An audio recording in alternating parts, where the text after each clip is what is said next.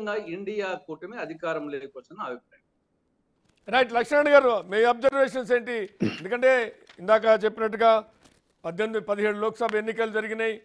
సహజంగా ఎప్పుడైనా లోక్సభ ఎన్నికలు అనగానే అది దేశ భవిష్యత్తుకు సంబంధించినటువంటి ఎన్నికలుగా, ఏ ప్రభుత్వం ఎవరు అధికారంలోకి వస్తే ఏంటి అనేటువంటిది ఒక మేనిఫెస్టో ఆధారంగా ప్రచారం, తామిచ్చిన హామీలు అమలు చేస్తామని గతంలో అమలు చేసిన చరిత్ర చెప్పుకోవటం, మళ్ళీ అధికారంలోకి వస్తే ఇగో ఇవి అమలు చేస్తామని చెప్పడం అనేటువంటిది ఒక ఆనవాయితీగా వస్తుంది. అప్పుడో ఎప్పుడో కొన్ని ఇష్యూస్ టెంపర్గా రావచ్చు కానీ బట్ ఓవరాల్గా ఉంటుంది. కానీ ఈసారి అసలు మేనిఫెస్టోలు అనేవి కొంత అసలు బీజేపీ మేనిఫెస్టో రిజిస్టర్ కాలేదు, కొంత కాంగ్రెస్ ఏదో 5 న్యాయ అనేటువంటిది ఏవో చెప్పారు, కొద్దిగా అంతవరకు ఉంది. బీజేపీ ఏం చెప్పింది అనే దాంట్లో లేదు. ఎందుకంటే ఎవరైతే స్టార్ క్యాంపెయిన్ ఉన్నారో వాళ్ళే ఆ మేనిఫెస్టో గురించి ఎక్కడ చెప్పలా. తర్వాత కాంగ్రెస్ మేనిఫెస్టో కూడా మొదట్లో చెప్పిన తర్వాత వాళ్ళు కూడా ఇక రాజ్యాంగం మీద, రాజ్యాంగం యొక్క రక్షణ మీద పడిపోయారు వాళ్ళు కూడా.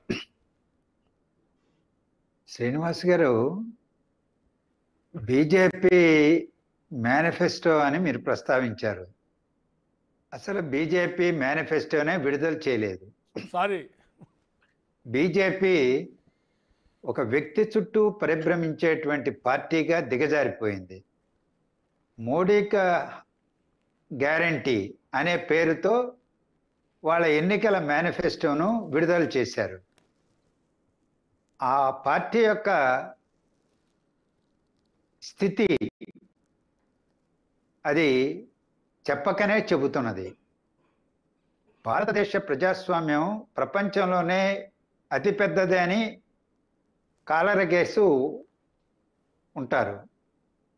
కానీ భావ దారిద్ర్యం ఏంటంటే, ఒక స్థాయి కలిగినటువంటి, స్టేచర్ కలిగినటువంటి, ప్రజల విశ్వాసాన్ని, గౌరవాన్ని పొందగలిగినటువంటి రాజకీయ నాయకత్వ లేమి భారతదేశ రాజకీయ ముఖచిత్రం కాస్త మనం చూస్తే స్పష్టంగా ఆ లోటు కనిపిస్తుంది. ప్రధానమంత్రి గారి స్థాయిలో ఉన్నటువంటి వ్యక్తే రోజుకు పూటకొక అబద్ధం చెప్పేటువంటి స్థితి రావడం దురదృష్టకరం. తెలంగాణకు వస్తారు, తెలంగాణను మొదటి స్థానంలో నిలబెడతామంటారు. ఒడిశాకి వెళ్తారు, మొదటి స్థానంలో నిలబెడతానంటారు. మధ్యప్రదేశ్కి వెళ్ళి అక్కడ అదే చెప్తారు, కర్ణాటక పోయి అదే చెప్తారు, అన్ని రాష్ట్రాలకు వెళ్ళి చెబుతారు. ఏ రాష్ట్రాన్ని ముందు పెట్టేది లేదు, చచ్చేది లేదు. ఎందుకంటే అనుభవం నిగ్గు తేల్చేసింది. 2014 ఎన్నికలప్పుడు ఆంధ్రప్రదేశ్లో ప్రత్యేక తరగతి హోదా, అసలు రాష్ట్ర విభజన చేసి తల్లిదండ్రులు చంపేసి పిల్లవాడిని రోడ్డున పడేశారని అభివర్ణించారు. కానీ రాజధాని లేని రాష్ట్రంగా దీన్ని మార్చేశారు. ఢిల్లీని తలదన్నే రాజధాని నిర్మిస్తామన్నారు. అసలే రాజధాని ప్రశ్నార్థకమైనటువంటి పరిస్థితి తీసుకొచ్చారు. కాలం చెల్లిపోయినటువంటిది ప్రత్యేక తరగతి హోదా అన్నారు. మరి ఇటువంటి మాటలు మార్చింది ఎవరు? ప్రధానమంత్రి గారే. బీహార్లో వాళ్ళకు ఏదో పెద్ద వరగబెట్టేటువంటి పద్ధతుల్లో ఒక ప్యాకేజీ ప్రకటించారు. 65,000 కోట్ల రూపాయల ప్యాకేజీ ఒక 2014 ఎన్నికల తర్వాత.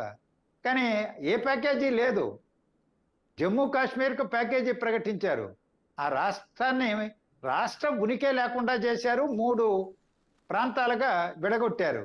అసెంబ్లీలో కూడా లేకుండా చేశారు. ప్యాకేజీ పక్కన పడేయండి. సో ఈరోజు ఇటువంటి మాటలు మొన్న ఎన్నికల సందర్భంలో ఆంధ్రప్రదేశ్కి వచ్చారు. రాయలసీమ అంటే కరువు పీడిత ప్రాంతం, కరువుకు మారుపేరుగా కనిపిస్తుంది చెబుతారు. ఎవడైనా ముందు కరువును గురించి మాట్లాడతారు. ఏమన్నా రాయలసీమ ఉత్తరాంధ్ర అభివృద్ధి ప్యాకేజీని గురించి మాట్లాడా? మాట్లాడలా. కడప ఉక్కు ఫ్యాక్టరీ గురించి మాట్లాడా? మాట్లాడలా. కలికిరిలో పబ్లిక్ మీటింగ్ లో మాట్లాడుతూ ఏం మాట్లాడాడు ఆయన? మీకు బుల్లెట్ ట్రైన్ కావాలా లేదా? బుల్లెట్ ట్రైన్ కావాలా లేదా?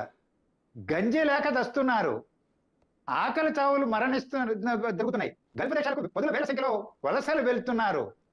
హైదరాబాద్కో, బెంగళూరుకో, చెన్నైకో కూలి పనులు చేసుకోవడానికి పోతున్నారు. రాయలసీమలో మీకు పని కల్పిస్తాను, ఆహార భద్రత కల్పిస్తాను, ఇదే ఈ పరిశ్రమలు అంటే మీరు అన్ని చెప్తున్నారు కానీ నిర్మిస్తామని చెప్పకుండా బుల్లెట్ ట్రైన్ కావాలి. దానివల్ల ఓట్లు రావు అనేటువంటిది తేలిపోయింది. ఎందుకంటే సంక్షేమ పథకాలు అమలు చేసినటువంటి రాష్ట్ర ప్రభుత్వాలు గెలిచిన సందర్భాలు కానీ లేకుంటే అంతకుముందు దేశవ్యాప్తంగా రుణమాఫీ చేసిన వర్కౌట్ కానీ ఇవన్నీ చూసినట్టుంది. అందుకనే ఇవి పెద్దగా వర్కౌట్ అయ్యే అంశాలు కాదు. అభివృద్ధి అంటే అనేటువంటిది శ్రీనివాస్ గారు ఓట్ల కోసమే ప్రధానమంత్రి స్థాయిలో ఉండేటువంటి వ్యక్తి ముస్లిం విద్వేషాన్ని పెంచుతాను, లేకపోతే రామాలయం నేను నిర్మించాను వాళ్ళు తాళాలేస్తారు, లేకపోతే బాలాకోట్ లాగా మళ్ళా ఈరోజు ఆక్రమిత కాశ్మీర్ని నేను ఆక్రమించేసి భారతదేశంలో కలిపేస్తాను. 10 ఏళ్ళు అయింది. ఏం చేశారు? సాధ్యమా? అది సాధ్యమాని ఈరోజు ఇటువంటి రెచ్చగొట్టే విద్వేషాన్ని రెచ్చగొట్టేటువంటి అగాధాన్ని సృష్టించేటువంటి ఇటువంటి మాటలతో ఓటు బ్యాంకు మనస్తత్వంతో అధికారంలో కొనసాగాలని యావ కొద్దీ దేశ ఆర్థిక వ్యవస్థను గురించి ఆలోచించకుండా పెద్ద నోట్లు రద్దు చేసినాను, అవినీతి పోతుంది, నల్లధనం పోతుంది, రైట్. ఇవన్నీ చెప్పారు. నల్లధనం పోయిందా? ఈరోజు ఎన్నికలు జరుగుతున్నాయి. ఎన్నికల్లో తెలంగాణలో ఆంధ్రప్రదేశ్లో ఎన్ని వేల కోట్ల రూపాయలు ఖర్చు పెట్టారు? ఎక్కడి నుంచి వచ్చింది? నల్లధనం కాదా? మరి పెద్ద నోట్లను ఎందుకు రద్దు చేసినట్టు? రైట్, వస్తా. 20 కోట్ల మందికి ఉద్యోగాలు అన్నారు, ఇచ్చారా? రైల్వేల్లో ఉన్నటువంటి ఉద్యోగాలను భర్తీ చేశారా? అగ్నిపథం తీసుకొచ్చారు, సైన్యంలో కూడా కాంట్రాక్ట్ ఉద్యోగాలు. ఈరోజు ఆఖరి మాట చెప్తున్నా, ఆధునిక దేవాలయాలని చెప్పబడే ప్రాజెక్టుల నిర్మాణం, పరిశ్రమల నిర్మాణం, ఉపాధి కల్పన, గ్రామీణ ప్రాంతంలో పట్టణ ప్రాంతాలలో ప్రజల యొక్క జీవన పరిస్థితులను మెరుగు చేసే, కొనుగోలు శక్తిని పెంచే, మానవాభివృద్ధిని సూచికను పెంచేటువంటి ఆలోచనలు మాటలు ఎక్కడైనా మాట్లాడారని ప్రధానమంత్రిగా నేను అడుగుతున్నాను. రైట్, వస్తా. సీతారాం నాయక్ గారు కూడా జాయిన్ అయ్యారు.